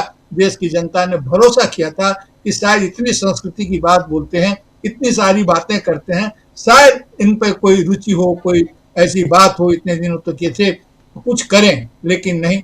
लोगों ने अटल बिहारी वाजपेयी जी के शासन को भी देखा था। आज प्रेरणा स्थल पर उनकी चर्चा हो रही है। जो तीनों ब्राह्मण को उन्होंने वहां पर बड़ी बड़ी मूर्तियां स्थापित कर दी। 2 दिन पहले चौधरी चरण सिंह का जन्मदिन गया है, एक बार भी उनकी चर्चा सरकार के माध्यम से मुंह से नहीं सुनी। अभी ये बोल रहे थे चाहे जितना कम समय हो, कम समय के लिए प्रधानमंत्री रहे हो, लेकिन हम सबका मत देते हैं। लेकिन मूर्तियां तो आप बनाए वहां पर उन्हीं का ना, आदरणीय अटल बिहारी वाजपेयी जी का, जिनके बारे में ज्योति बसु कहा करते थे कि आदमी तो सही है लेकिन गलत, एक खास संदर्भ में कहा था, लेकिन गलत पार्टी में। अब देखिए, लेकिन उनका कारण ये था कि दिशा अलग नहीं थी, कैरेक्टर अलग नहीं था, सिर्फ वरीयताओं का कारण अलग था और उतना राजनीतिक साहस नहीं था जितना राजनीतिक साहस नरेंद्र मोदी जी को हासिल है। गठबंधन की सरकार चला रहे थे, नया नया प्रयोग कर रहे थे, तो उन्होंने जो चीजें सौंपी उन्हीं के कारण आज जो विश्वसनीयता बनी थी 2014 में, उसी के आधार पर लोगों ने भरोसा किया ये शायद अच्छा करें। हालांकि और भी बहुत सारे कारण थे, लेकिन लोगों ने भरोसा किया और नतीजा देश भोग रहा है। इनसे कोई उम्मीद नहीं की जा सकती है, क्योंकि इनकी पूरी की पूरी बनावट, इनकी संरचना, इनकी गतिमयता, इनके डायमेंशन, सब कुछ हमारे एंटी कॉन्स्टिट्यूशन है और पीछे की तरफ है। ये मैं फिर आपके चैनल पर यह कहना चाहता हूं, पर्यावरण को लेकर के मैंने अन्यत्र भी कहा है, मानवता बढ़ रही है।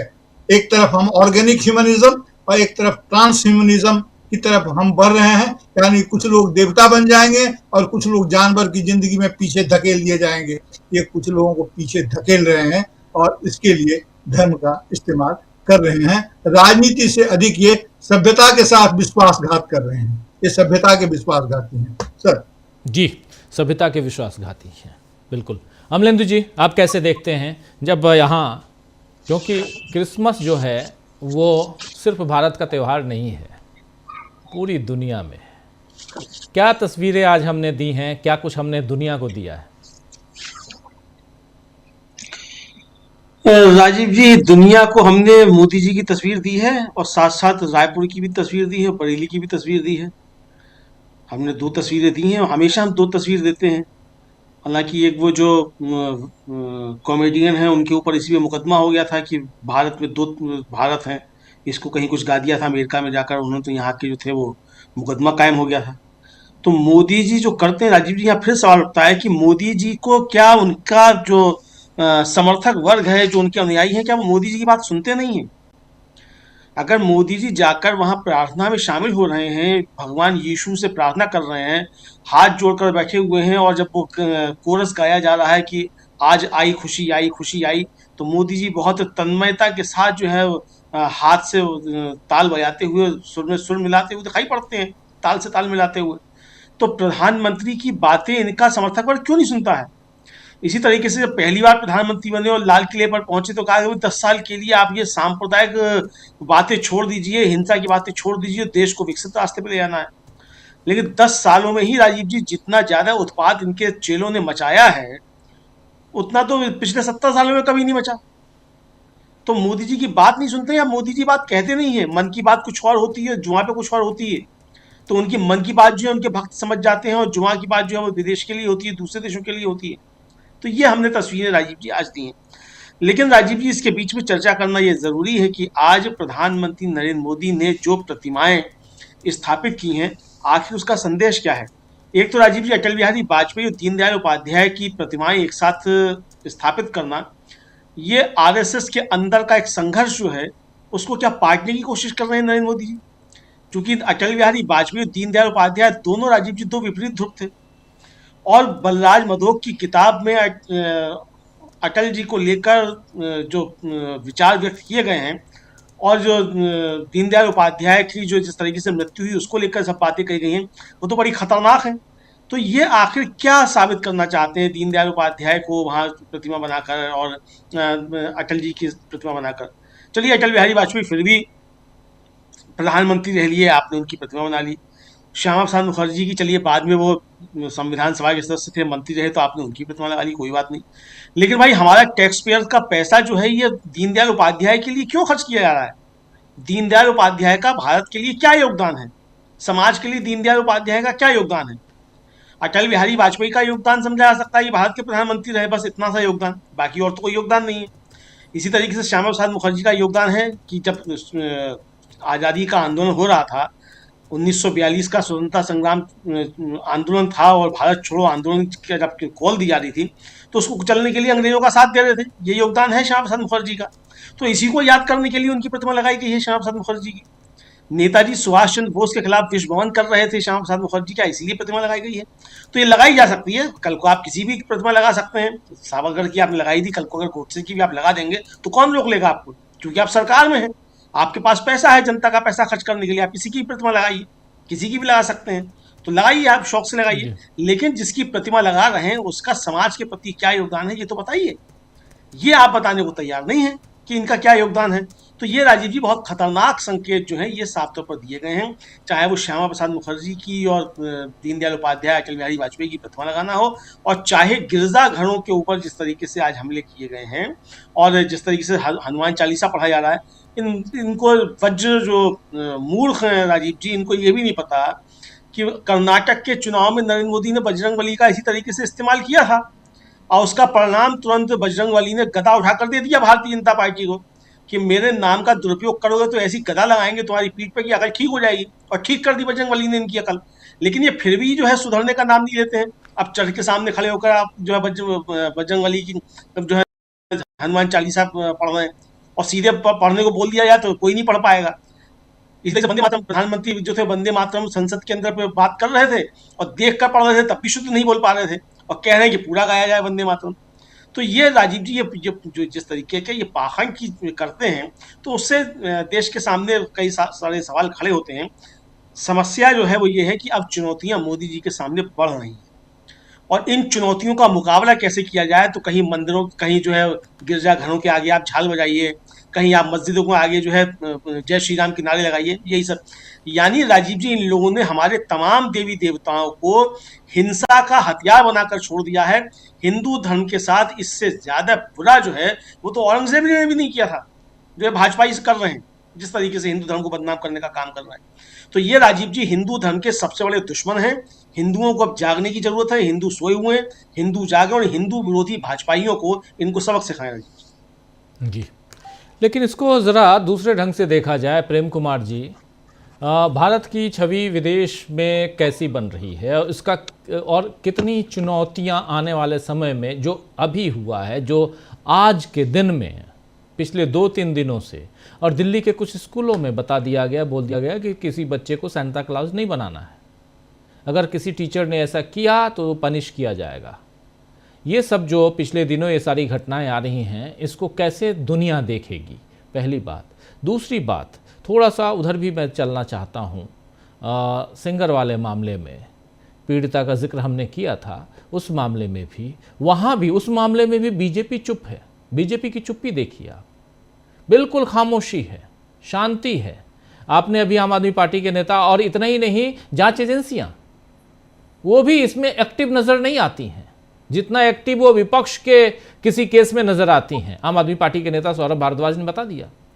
अभी एक बाइट सुन लेते हैं, प्रियंका चतुर्वेदी की बाइट है, वो भी यही बात कह रही हैं कि कैसे बीजेपी के लोग यहाँ चुप्पी साध लेते हैं। यानी आप अपना रास्ता, अपना डायरेक्शन बिल्कुल क्लियर देश के सामने दिखा रहे हैं, दुनिया के सामने दिखा रहे हैं, लेकिन ये तो मनमानी होगी ना प्रेम कुमार जी। पहले जरा सुन लेते हैं प्रियंका चतुर्वेदी को, सुनिए।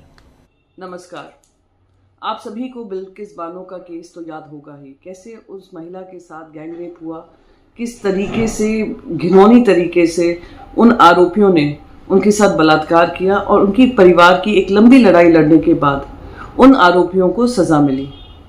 पर गुजरात रेमिशन के चलते उन 11 आरोपियों को फिर रिहा कर दिया गया ड्यू टू गुड बिहेवियर। और इस वजह से पूरे ही देश भर में हम सभी ने उत्तेजित होकर, आउटरीच होकर हमने इसके बारे में अपनी आवाज़ उठाई थी, जिसके चलते सुप्रीम कोर्ट ने उस जो रेमिशन का था ऑर्डर था उसको साइड पे किया, ऑन होल्ड रखा। पर बात वहीं पे नहीं खत्म हुई थी। ये जो मुख्य आरोपी थे उनको बकायदा जब गुजरात पहुंचे थे उनको माला पहनाई गई थी, उनका स्वागत किया गया था और कुछ तो बीजेपी के मंच पे भी पाए गए थे। फिर आपको याद होगा कि किस तरीके से कुलदीप सेंगर जो भारतीय जनता पार्टी के विधायक थे, उन पे एक नाबालिग लड़की पे रेप करने का चार्ज था उनको बकायदा संरक्षण दिया जा रहा था। भारतीय जनता पार्टी उनसे इस्तीफा नहीं ले रही थी और बहुत लंबी लड़ाई लड़ने के बाद वो महिला के परिवार ने उनको आरोपी सिद्ध ही नहीं किया, उनको सजा दी गई। पर बात यही नहीं खत्म हुई है, उनके पिताजी की भी, वो नाबालिग लड़की जो लड़ाई लड़ रही थी, उनका पूरा परिवार लड़ाई लड़ रहा था, उनकी भी मृत्यु हो गई। और उसके चलते इनका एक और केस है जिसमें कुलदीप सेंगर जेल में है। पर पूरे देश को चौंकाने वाली बात अब हुई है जब उनको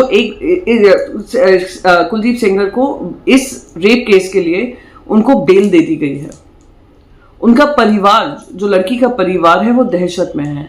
वो डरा हुआ है, घबराया हुआ है कि वो अपने आप को अब सुरक्षित नहीं महसूस करते हैं। जब वो वहां पे प्रोटेस्ट कर रहे थे, उनको जिस तरीके से दिल्ली पुलिस ने खींच कर निकाला गया, उनके परिवार जो प्रोटेस्ट कर रहा था उनको लेकर, वो दिखाता है कि भारतीय जनता पार्टी की किस तरीके से महिला विरोधी सोच है। और मुझे कोई हैरानी नहीं होगी अगर यही कुलदीप सेंगर को फूलमाला पहनाकर उनको चुनाव में भारतीय जनता पार्टी एक टिकट भी दे दे। और वहीं पे जो उनके साथी हैं, मिनिस्टर हैं, जब उनसे ये सवाल पूछा जाता है, बकायदा उनको डिफेंड करने लग जाते हैं और वो महिला का मजाक उड़ाते हैं। ये कहाँ तक सही है? और कब तक महिलाएं अपनी इज्जत की लड़ाई, अपनी सम्मान की लड़ाई लड़ती रहेंगी? और ऐसे ही एक कॉमन थ्रेड जो चल रहा है, भारतीय जनता पार्टी उनको संरक्षण देती रहेगी। चाहे वो बृजभूषण शरण सिंह रहे हों, हम सभी को याद है किस तरीके से जंतर मंतर पे जो हमारी महिला रेसलर्स थी उन्होंने लड़ाई लड़ी है। चाहे वो कुलदीप सेंगर हों, अभी सब चुप्पी बांधे हुए हैं भारतीय जनता पार्टी से, किसी एक ने आकर विरोध नहीं किया, कोई महिला ने विरोध नहीं किया है। और फिर वो बिल्किस बानो के केस में कितने लोगों ने तो आकर इस बात को डिफेंड किया था। शर्मनाक महिला विरोधी एक जो सोच है, जो मानसिकता है, वो साफ। तो सुन रहे थे आप यहाँ साफ साफ अपनी बात रखते हुए प्रियंका चतुर्वेदी, लेकिन बहुत पोल खोलती हुई बिल्किस बानो का केस हो या ऐसे तमाम केसेस, और कैसे माला पहना दिया जाता है, कैसे स्वागत किया जाता है। अब यहाँ सेंगर का मामला आता है तो भी बात वही है। तो एक जो चेहरा है, और ये आप तीनों के ऊपर देखिए जिस विंडो में, ये एक अलग चेहरा नजर आ रहा है। ये मनमानी है, और अगर मनमानी है तो ये दुनिया में आपकी तस्वीर क्या बन रही है ये तो आप समझ रहे होंगे, और अगर नहीं समझ रहे हैं तो भारत के नागरिकों के साथ दुनिया कैसा व्यवहार करेगी इसका डर भी होना चाहिए। प्रेम कुमार जी, इसको कैसे देखते हैं आप? दो तस्वीरें। जी राजीव जी, आज अटल बिहारी वाजपेयी जी का जन्मदिन भी है, और आज जो माहौल है उसमें अटल बिहारी वाजपेयी के उस बयान को निश्चित रूप से याद करने की आवश्यकता है जो राजधर्म वाला बयान था गुजरात दंगे के बाद। और नरेंद्र मोदी तब मुख्यमंत्री थे और उन्होंने राजधर्म का पालन करने की इच्छा जताई थी, करने को कहा था। तो मोदी जी ने कहा था हम तो वही कर रहे हैं, बहुत चर्चित वीडियो है। लेकिन उसके तुरंत बाद अटल बिहारी वाजपेयी की का एक और दौरा हुआ था गुजरात में, और उन्होंने कहा था कि दुनिया भर में इस्लामिक देश हैं और हम वहां क्या मुंह लेकर जाएंगे, क्या मुंह दिखाएंगे, ये बात उन्होंने कही थी। और आज समान परिस्थिति एक बार फिर दरपेश है, और नरेंद्र मोदी आज प्रधानमंत्री हैं, लेकिन उनको राजधर्म की नसीहत देने वाले कोई अटल बिहारी वाजपेयी उनसे ऊपर नहीं है बैठे। आज फर्क यह है कि क्रिसमस को लेकर के बातें हो रही हैं, और ईसाई तब मुसलमान थे, आज ईसाई हैं। लेकिन तब भी सवाल नरेंद्र मोदी से थे, आज भी सवाल नरेंद्र मोदी से है। तब का सवाल भी अनुत्तरित था, आज भी अनुत्तरित है। ये दोनों परिस्थितियां हैं। और उसके बाद आप जो कह रहे हैं कि दुनिया में क्या होगा, दुनिया में क्या हुआ था गुजरात दंगे के बाद? नरेंद्र मोदी को दुनिया में वीजा देने से लोग कतराने लगे थे, लोग अपने यहां बुलाना नहीं चाहते थे। तो क्या हम उस दिन का इंतजार कर रहे हैं कि हमारे देश के प्रधानमंत्री के साथ भी वैसा ही व्यवहार होने लगे जैसे मुख्यमंत्री नरेंद्र मोदी के साथ हुआ था? क्या प्रधानमंत्री नरेंद्र मोदी के साथ भी वैसा ही व्यवहार होने लगेगा? तब क्या स्थिति रहेगी? आज अभी उस स्थिति की कल्पना करना न कोई अच्छी बात है और न कल्पना की जा सकती है, न की जानी चाहिए, लेकिन बढ़ तो हम उसी दिशा में रहे हैं। ये बात है चिंताजनक। इसके बाद आपने दूसरा सवाल जो ये तस्वीर में दिख रहा है, या जो ये आपने उन्नाव की बेटी का जो सवाल उठाया, उसको देखिए, वो सवाल क्या है। सबसे पहली बात यह है कि गैंगरेप का आरोप लगने के बाद भी कुलदीप सेंगर के साथ हमेशा बीजेपी खड़ी रही और आज भी खड़ी दिख रही है, हमेशा खड़ी रही। ये सिर्फ आरोप नहीं है, उनकी अरेस्टिंग नहीं हुई, उनको पार्टी से नहीं निकाला गया तब तक जब तक कि इलाहाबाद हाई कोर्ट के आदेश के बाद उनकी अरेस्टिंग ना हो गई, तब तक ये काम नहीं हुआ। तो इसके लिए भी लंबा संघर्ष करना पड़ा। और ये भी संघर्ष कब हुआ? जब बेटी के पिता की हत्या हो गई। बेटी के पिता जब थाने में विरोध करने गए तो उनकी पिटाई हुई, और पिटाई होने के बाद उल्टे उन्हीं पर केस दर्ज हुआ, और उसके बाद कुछ दिनों बाद थाने में मौत हो गई। हाँ, हिरासत में मौत हुई थी। तो हिरासत में मौत के बाद कोर्ट ने संज्ञान लिया था, इलाहाबाद हाई कोर्ट ने कहा था कि अरेस्टिंग हो, यानी कुर्बानी देनी पड़ी थी अरेस्टिंग के लिए। भाई, कुलदीप सेंगर की गिरफ्तारी के लिए उन्नाव की बेटी को अपने पिता की कुर्बानी देनी पड़ी, या पिता को अपनी बेटी के लिए अपनी जान देनी पड़ी। इतना ही नहीं, ये जो सजा मिली, इस सजा के लिए भी बहुत लंबी लंबी कुर्बानियां दी गई। भाई, इनकी मौसी का देहांत हो गया, चाचा पर केस लगे, और भी वकील की मौत हो गई, बहुत सारी चीजें हुई, तब जाकर के ये हुआ कि कुलदीप सेंगर को सजा हुई जी। और आज जो हो रहा है, मैं ध्यान दिलाना चाहता हूं अपने सभी दर्शकों का कि ये जो न्याय के नाम पर अन्याय दिख रहा है कि कुलदीप सेंगर को, जो कि सजा याफ्ता मुजरिम है, उसकी सजा को सस्पेंड किया गया है। ये सिर्फ एक नहीं है, एक और होने वाला है। ये घटनाएं, एक घटना तो घट गई है, दूसरी घटना होने वाली है, क्योंकि इस घटना से कुलदीप सेंगर बाहर नहीं आएगा। कुलदीप सेंगर तब बाहर आएगा जब दूसरे मामले में, जिसमें उन्नाव की बेटी के पिता की हत्या हुई थी, उसमें जब उनको जमानत मिलेगी तब वो बाहर आएगा। और ये सीक्वेंस में वो भी होगा, क्योंकि उसको होने के लिए ही ये घटना हुई है। तो ये न्याय के नाम पर अन्याय की आपराधिक साजिश न्याय के मंदिर में गढ़ी जा रही है। ये हम कहना चाहते हैं कि एक हुआ है, एक होने वाला है। अभी सजा मुलतवी की गई है और उसके बाद में जमानत दी गई है, और 28 दिसंबर को जब एक और सुनवाई होगी उन्नाव की बेटी के पिता की, तब उस मामले में फाइनली ये बाहर आ जाएंगे। सीबीआई का देखिए क्या है, उसको लाज लग रहा है, शर्म आ रही है सुप्रीम कोर्ट जाने में। दिल्ली में रहते हैं, लेकिन उनको पिटीशन लगाने में दिक्कत हो रही है। क्यों इतनी दिक्कत? तो भाई अरविंद केजरीवाल मामले में नहीं हुई थी, सौरभ भारद्वाज ने ठीक कहा, दूसरे मामलों में तो नहीं होती है। तो ये कुलदीप सेंगर का संरक्षण तब भी था, बहुत सारी कुर्बानी के बाद वो जेल गया, और आज सजा से उसको जो मुरब्बत मिल रही है, जो जेल से बाहर निकालने की साजिशें रची जा रही है, वो भी लगता है कुर्बानी मांग रही है। और उन्नाव की बेटी ठीक कह रही है कि मेरी जान चली जाएगी, मामला खत्म हो जाएगा और इस देश में कुछ नहीं होगा। हम फिर एक बहस कर रहे होंगे कि उन्नाव की बेटी की हत्या कर दी गई और साजिशन हत्या कर दी गई। इस हत्या की पूरी आशंका है, ये मैं कहना चाहता हूं। जी, बिल्कुल सही कह रहे हैं।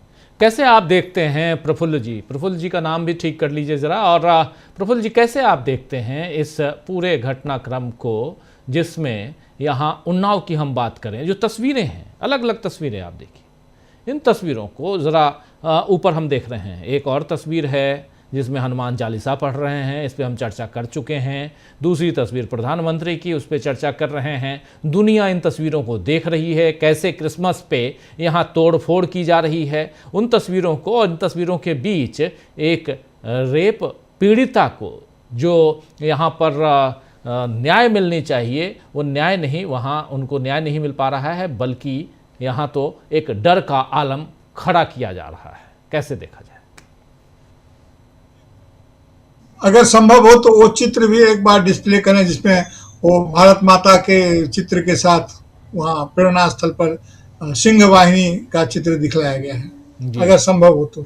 बहरहाल मैं ये जरूर कहता हूँ आपसे कि राजधर्म की बात बार बार उठती है इनके संदर्भ में, कि राजधर्म निभाने के लिए ये तस्वीर है जो आप कह रहे थे, ये जी तस्वीर। जी जी जी, ये भारत माता के साथ ये जो सिंह वाहिनी है, ये जिनके हाथ में भारत का नक्शा है, ये कहाँ का चित्र है और कैसे ये भारत माता के चित्र के साथ इसका इस्तेमाल प्रेरणा स्थल में हो सकता है?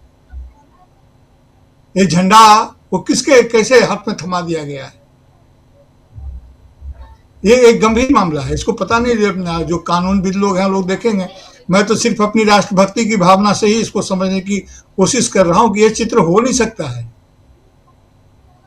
क्योंकि नक्शा बहुत संवेदनशील मामला होता है। नक्शा और झंडा दोनों का इस्तेमाल कर लिया गया है। ये तस्वीर है भारत जी, का, जी, बिल्कुल, भारत का नक्शा है पीछे और फिर सामने हाथ में तिरंगा है जी, और सिंह वाहिनी है।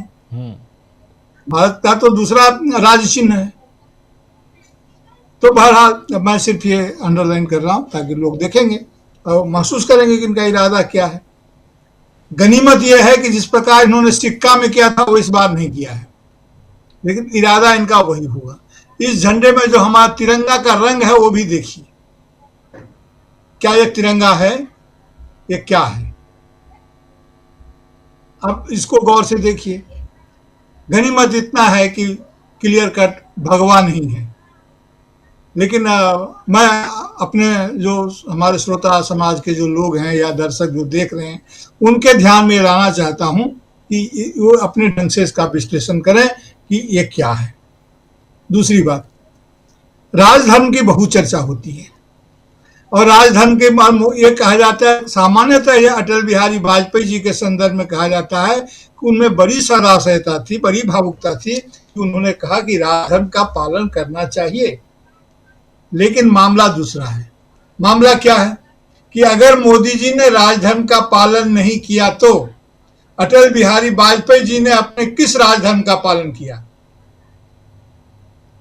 ये तो उनको करना था राजधर्म का पालन। और ये बहाना नहीं चलेगा कि वे चाहते तो थे लेकिन अडवाणी जी ने उनका हाथ रोक लिया। सवाल कारण कई हो सकते हैं, एक्सक्यूजेस कई हो सकते हैं। सवाल यह है कि प्रधानमंत्री के पद पर रहते हुए आपने क्या किया था, क्योंकि भारत की जनता ने आपके प्रधानमंत्रित्व से उम्मीद की थी। आप सक्षम थे, और नहीं तो क्यों अडवाणी जी क्यों नहीं प्रधानमंत्री बन गए, तब उन पर दोष था। पहली बात तो ये। दूसरी बात मैं ये कह रहा हूं कि सेंगर साहब को जिस सीआरपीसी के 389 के तहत शायद उनको बेल वो मिला है कि अच्छे आचरण और जिस किसी कारण से, और अभी प्रेम कुमार सर ठीक ही बोल रहे थे कि अगर उन पर ये होगा, ये मुकदमा अगर दायर होगा, उनका वो जो 10 साल का जिसमें सजा है हत्या के मामले में या अपराध, तो बहुत सारे केस उन्होंने किए हैं, उसमें जब उनको ये होगा उसके लिए भी प्रेरणा स्थल से प्रेरणा जाएगी, उसमें भी हो सकता है बेल मिल जाए। जब इतने बड़े हत्या, इतने बड़े मामले में उन्हें बेल मिल गया है तो इसमें क्यों नहीं मिलेगा? राम रहीम हमारे सामने है, आसाराम का केस हम लोग देख ही रहे हैं। ये किस तरह के भारत की तरफ हम जा रहे हैं और ये कौन सी छवि बना रहे हैं भारत में? विदेश में जो हमारे जो भी विदेश के कर्णधार हैं वे अगर हम लोग इस बात को सुन रहे हैं तो उनसे प्रार्थना पूर्वक यह निवेदन जरूर करना चाहिए इस अवसर पर। मैं कम से कम करने की अनुमति चाहता हूं। ये जो आप देख रहे हैं हनुमान चालीसा का पाठ करना और ये इस तरह का धार्मिक विद्वेष या मूल चरित्र नहीं है। भारत के इस मूल चरित्र पर कुछ इस तरह का आच्छादन हो गया है जो ये एक गलत छवि जा रही है। भारत का मूल चरित्र तो सहमिलानी का है। भारत का मूल चरित्र वह है जो स्वामी विवेकानंद ने कहा था, सार्वभौम स्वीकृति और सार्वभौम धार्मिक मान्यताओं का अनुपालन ही भारत का मूल चरित्र है। ये जो समय समय पर इस तरह के व्यवधान आ रहे हैं, कृपया हमारी इस स्थिति को दुनिया जरूर समझेगी सर, और ये नहीं मानेगी कि बदल गया है। ये लाख कोशिश करें, भारत को बदल नहीं सकते हैं सर। जी जी जी, बिल्कुल बिल्कुल। अमलेंदु जी को जरा ले आइए स्क्रीन पे। अमलेंदु जी से भी जरा समझें कि उन्नाव का जो मामला है वो क्या आज की तारीख में जिस ढंग से